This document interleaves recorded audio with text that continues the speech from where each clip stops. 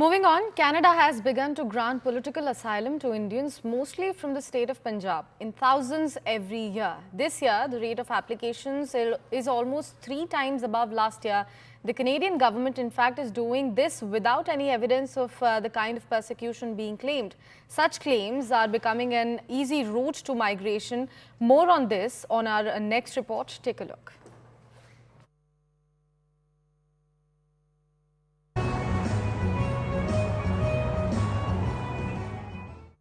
Canada is opening its doors more and more widely now to Indians claiming to flee political persecution, primarily from Punjab.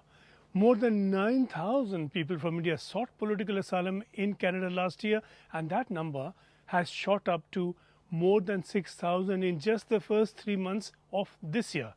Over the past year or two, more than 3,000 from India have been granted political asylum in Canada. More than 15,000 applications are still pending. So that's about 20,000 recent applications processed or pending. It is an inviting route. They choose asylum because it's much easier, much faster. If your asylum is accepted, you don't have to go through education. You don't have to go through Canadian experience. The process couldn't be simpler. All you have to say is, I'm seeking asylum.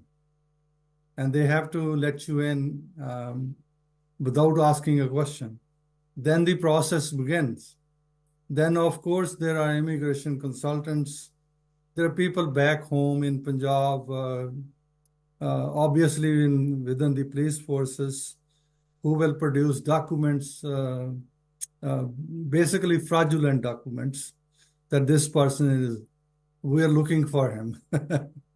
And that makes a good story to get asylum. Under Canadian law, asylum can be granted to those under torture, at risk to their life, or at risk of cruel and unusual treatment or punishment. Who has seen such widespread state persecution in Punjab under the AAP government or the Akali government earlier? The Canadian government clearly has. Canada attracts migrants legally, of course, by way of students who aim eventually to settle, and it invites professionals to come in through its points-based system with points awarded for education, experience, skills in English or French. Canada has its own compulsions to be this generous host. It is more than 3 times the size of India, close to 10 million square kilometers, with a population of just 41 million, mostly an aging native population with a low birth rate. It urgently needs more people to come in to sustain itself and to grow. Once in Canada, it's easy to get away with, well, at the least with hate crime, if that's the path someone chooses. There is a law for hate crimes. The government has to take action.